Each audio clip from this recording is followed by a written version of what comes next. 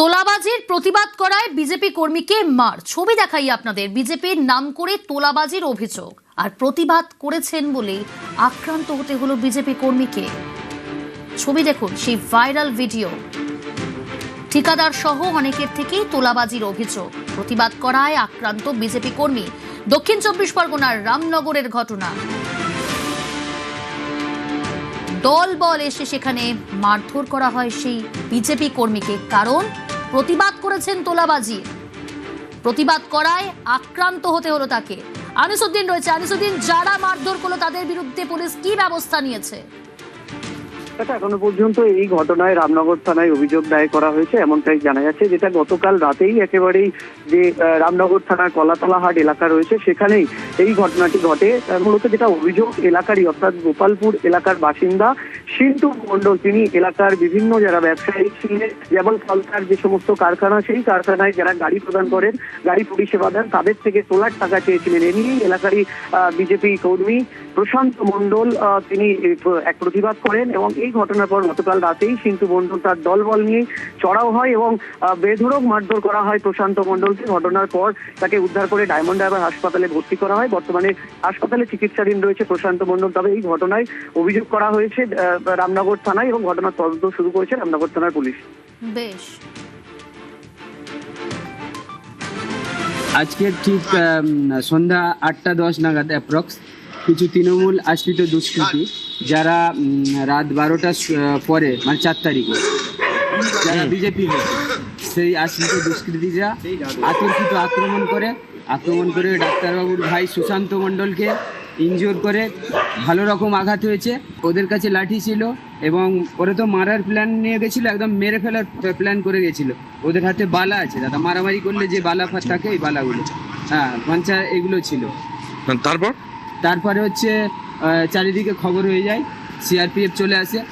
এবার আমাদের বিজেপি কর্মীরা সব এসে উদ্ধার করে, নাহলে ওনাকে প্রাণে মেরে দিত। দীর্ঘক্ষণ অপেক্ষার পর ভেতরে আটকে থাকলেন এবং তারপর বেরোলেন পুলিশি ঘেরাটোপে অরূপ বিশ্বাস। কিন্তু পুলিশ সঙ্গে নিয়ে যাচ্ছেন অরূপ বিশ্বাস। কোথায় নিয়ে যাচ্ছেন? তাহলে কি বাড়িতে পৌঁছে দিতে যাচ্ছে পুলিশ অরূপ বিশ্বাসকে?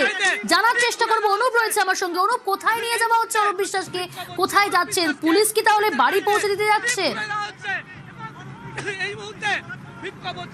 তবে এখনো পর্যন্ত যে খবর, পুলিশ থেকে বাড়ি পৌঁছেছে পুলিশের গাড়িতে করে। তার কারণ দীর্ঘ সময় ধরে অরূপ বিশ্বাস তিনি আটকে ছিলেন এবং সেরস্তার মধ্যে দীর্ঘ 1.5 ঘন্টা তিনি অন্ধকার ঘরের মধ্যে ভয়ে মুখ লুকিয়েছিলেন, লুকিয়েছিলেন। ছবিটা একবার দেখাবো, আমার ক্যামেরার মনোজকে দেখাতে বলবো। এই যে অরূপ বিশ্বাসের গাড়ি WB02 AR ঠিক 2668, এই যে 0268, এই যে কলকাতা পুলিশের গাড়ি, এই গাড়িতে করে অরূপ বিশ্বাসকে উদ্ধার করা হয়। কারণ প্রাণ ভয়ে অরূপ বিশ্বাস কার্যত উকিলদের সেরস্তার মধ্যে লুকিয়েছেন, যে সেরস্তা কিছুক্ষণ আগে ভাঙচুর করা হয়েছিল এবং এক পক্ষ আইনজীবী, বহিরাগত মানুষজন তারা ঢুকে কিন্তু গন্ডগোলের এই সূত্রপাত হয়। তার কারণ বলা হচ্ছিল বারবার সেখানে যে পরিস্থিতি হয়েছিল এবং অরূপ বিশ্বাস কেন তিনি এসেছেন তার বিরুদ্ধে একাধিক অভিযোগ রয়েছে। তারপরে কেন তিনি এখানে তাকে আশ্রয় দেওয়া হলো, কেন তার মামলা আইনজীবীদের পক্ষ থেকে নেওয়া হচ্ছিল, এই প্রতিবাদ করা হয়। এরপরে অরূপ বিশ্বাস তাকে কিন্তু কার্যত সেখানে ঘিরে বিক্ষোভ দেখানো হয় এবং সেখানে ভাঙচুরের মতো পরিস্থিতি, উত্তরের মতো পরিস্থিতি হয়। দুপক্ষের আইনজীবীদের মধ্যে বচসা হয়। শেষ পর্যন্ত সিনিয়র যে আইনজীবী তারা কিন্তু গোটা বিষয় মিটিয়ে দেয় এবং পুলিশের পক্ষ থেকে তারপরে সেখানে আসে এবং এই মুহূর্তে পুলিশের পক্ষ থেকে অরূপ বিশ্বাস তাকে উদ্ধার করা হলো। অরূপ বিশ্বাসকে উদ্ধার করে এই মুহূর্তে নিয়ে যাওয়া হচ্ছে যে কলকাতা পুলিশের, তুমি গাড়িটা দেখতে পাচ্ছ, নিউজ 18 বাংলায় একমাত্র এক্সক্লুসিভ, যে গাড়িতে করে অরূপ বিশ্বাসকে কিন্তু সেখান থেকে উদ্ধার করে তার বাড়ি পৌঁছে দেওয়া হচ্ছে। সোজাসুজি দেখা যায় আলিপুর, সেখান থেকে বের করে আলিপুর জু হয়ে, আলিপুর চিড়িয়াখানা হয়ে গাড়ি সরাসরি একদম ধনধন্য অডিটোরিয়াম হয়ে সেই গাড়ি ইতিমধ্যেই অরূপ বিশ্বাসকে উদ্ধার করে নিয়ে যাচ্ছে। এখনো পর্যন্ত যা জানা যাচ্ছে অরূপ বিশ্বাসকে তার বাড়িতে নিয়ে যাওয়া হচ্ছে। তার কারণ অরূপ বিশ্বাস দীর্ঘ জিজ্ঞাসাবাদ করা হয়েছিল মেসিকাণ্ডে তাকে আজকে। তারপরে 34 কিলোমিটার রাস্তা কলকাতা শহর তিনি মিডিয়ার ভয়ে কার্যত ঘুরে বেড়ান। প্রথমবার আলিপুর জজ কোর্ট, সেখানে তিনি আসেন। তার পরবর্তী ক্ষেত্রে লক্ষ্য করা যায় অরূপ বিশ্বাস জজ কোর্ট থেকে কিন্তু মিডিয়ার ভয়ে সেখানে নামেন না, অন্যত্র কাকুতি মিনতি করেন এবং রাস্তায় একাধিক জায়গায় তিনি দাঁড়িয়ে পড়েন, মিডিয়ার উদ্দেশ্যে কাকুতি মিনতি করতে থাকেন যে তার বিরুদ্ধে অভিযোগ যে উঠেছে বিচারাধীন বিষয়, সেই বিষয়ে তিনি এখন মন্তব্য করবেন না, সাংবাদিক সম্মেলন করে আইনজীবীর পরামর্শ দিয়ে মন্তব্য করবেন। কিন্তু দেখা যাচ্ছে তাকে নিউজ 18 বাংলায় বারবার যখন প্রশ্ন করা হয় তিনি কিন্তু রেগে যায়, ক্ষোভ প্রকাশ করে এবং অরূপ বিশ্বাস তিনি এই মুহূর্তে তাকে উদ্ধার করতে হলো।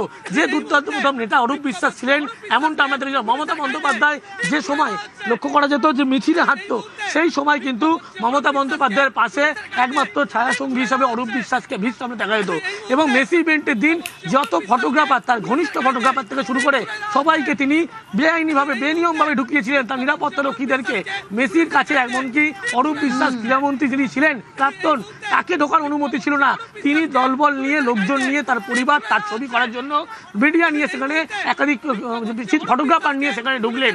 কেন ঢুকেছিলেন একাধিক জিজ্ঞাসাবাদের সম্মুখীন হয়। তারপরে দেখা যায় কলকাতা শহর তিনি ভ্রমণ করেন কার্যত মিডিয়ার ভয়ে মুখ লুকিয়ে, কখনো কাকুতি মিনতি করে, কখনো আবার হুমকি ভয় বিভিন্ন ক্ষোভ প্রকাশ করে। আর এই মুহূর্তে অরূপ বিশ্বাস দীর্ঘক্ষণ আটকে থাকার পরে ঠিক কোন জায়গায় আছো এই মুহূর্তে অনুপ? দেখো এই মুহূর্তে অরূপ বিশ্বাসকে ধনদণ্ডে অডিটোরিয়ামের সামনে থেকে নিয়ে যাওয়া হচ্ছে তার বাড়ির দিকে। নিউ আলিপুর যে রোড, সেই নিউ আলিপুর রোডের বাড়ির দিকে তাকে নিয়ে যাওয়া হচ্ছে। এখনো পর্যন্ত ছবি দেখতে পাচ্ছ, কলকাতা পুলিশের যে গাড়িটি রয়েছে ডব্লিউবি। সঙ্গে থাকো অনুপ, সঙ্গে থাকো।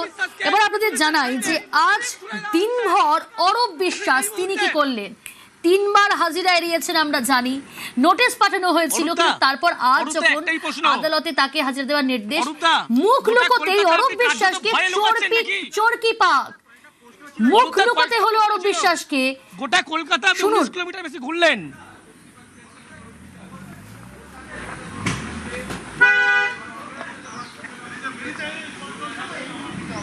অরূপদা এত রাস্তা ঘুরলেন কেন? কি মিডিয়াতে কি মুখ লুকানোর চেষ্টা? আপনি সহযোগিতা করবেন অবশ্যই। আর বলা হচ্ছে আপনি আবার কেন ভাই তোমাদের হবে না, আমি এবং আপনাকে তো জিজ্ঞাসাবাদ করেছে। আপনি মমতা বন্দ্যোপাধ্যায়কে চিঠি দিয়েছেন, দিতে বলেছিল মমতা বন্দ্যোপাধ্যায় আপনাকে? আর এতগুলো যে ফটোগ্রাফার মাঠে ঢুকেছিল, এক্ষেত্রে তারা তো বিভিন্ন হয়ে বলছে আপনি ঢুকিয়েছিলেন ছবি তোলার জন্য। দাদা শতদ্রু দত্ত বিরাট আনন্দ খুশিতে রয়েছেন আজকে যে আপনাকে জিজ্ঞাসাবাদ করেছে, কি বলবেন? 22,000 টিকিট কালোবাজারি করেছেন আপনি বলছে। ঠিক আছে, সব কোর্টে প্রমাণ হবে। এটা বলুন না 22,000। ভাই বলছি তো কোর্টে প্রমাণ হবে। আপনি উত্তেজিত হয়ে গেলে তো হবে না দাদা। তুমি কেন? তোমাদের তো বারবার বললাম যে আমি কোর্টের মধ্যে রয়েছি, আমাকে তো কাজ করতে দাও। দীর্ঘ 35 কিলোমিটার তো আপনি ঘুরলেন। কার্যত অরূপ বিশ্বাস তিনি কিন্তু মেজাজ হারাচ্ছেন, মেজাজ হারিয়ে ফেলল। মুখ লুকোতে হলো অরূপ বিশ্বাসকে, শুধু তাই নয় চরকি পাক খেতে হলো। কলকাতার রাস্তায় গাড়িতে ঘুরপাক আমাদের প্রতিনিধি, আমাদের সহকর্মী অনুপ তাকে যখন একের পর এক প্রশ্ন করছে কার্যত এড়িয়ে গেলেন, মেজাজ হারালেন, শেষমেশ মেজাজ হারিয়ে ফেললেন তিনি। ঘন্টা দুয়েক এই কলকাতায় চরকি পাক, আর তারপর আলিপুর কোর্টে ঢুকলে সংবাদ মাধ্যমের প্রশ্ন এড়িয়ে গেলেন প্রাক্তন ক্রীড়ামন্ত্রী অরূপ বিশ্বাস। তারপর কি হলো? তারপর সাংবাদিকদের নজর এড়াতে মেজাজ তো হারালেন এবং লাইট আলো নিভিয়ে ফেলা হলো, কারণ বাইরে অপেক্ষারত ডিম হাতে বিক্ষোভকারীরা, আইনজীবীদের একাংশ, তারা বিক্ষোভ দেখাচ্ছে। সেই ছবি দেখাচ্ছি। প্রায় 1 ঘন্টা তিনি ওখানেই আটকে থাকলেন।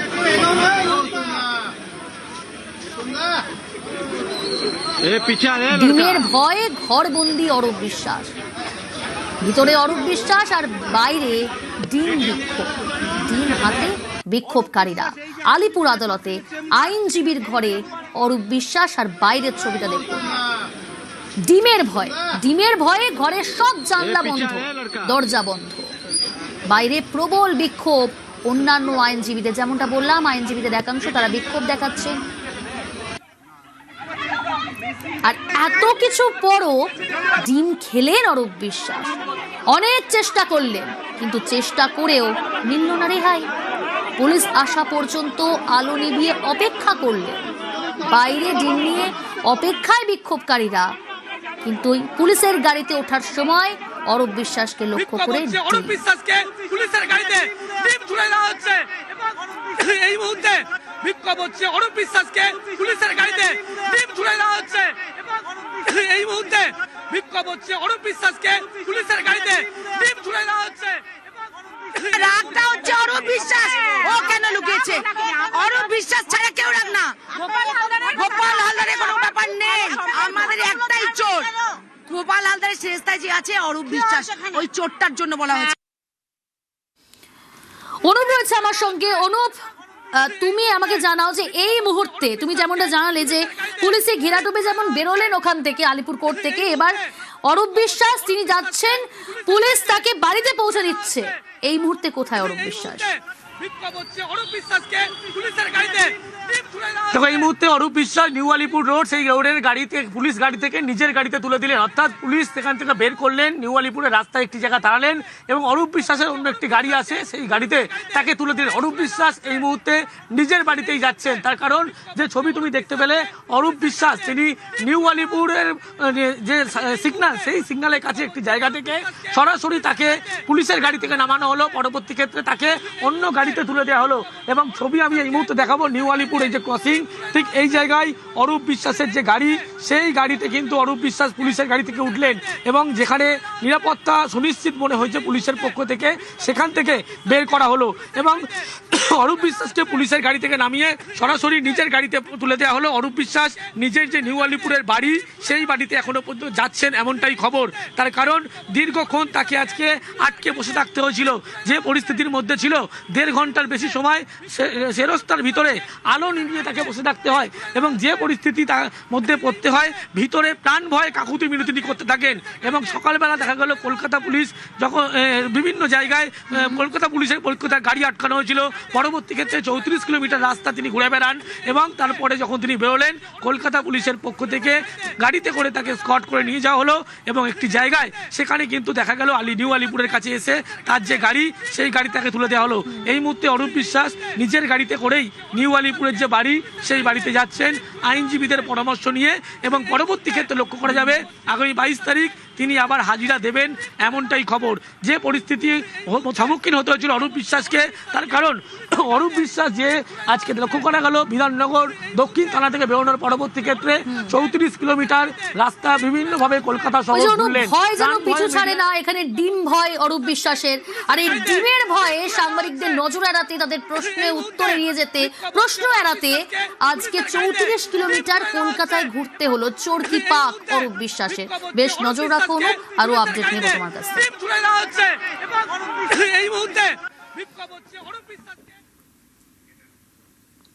আরো এক দোর্দণ্ড প্রতাপ নেতা তৃণমূল জমানায় উদয়ন গুহ, প্রাক্তন উত্তরবঙ্গ উন্নয়ন মন্ত্রী।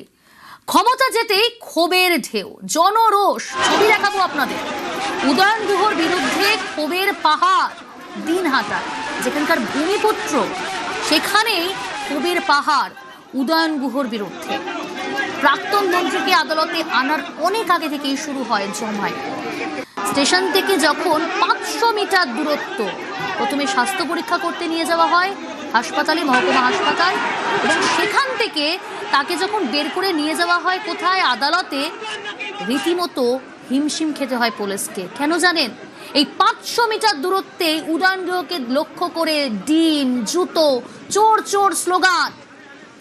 ক্ষমতা যেতেই ক্ষোভের পাহাড় স্থানীয়দের। একে একে ছবি দেখাচ্ছি, দেখুন।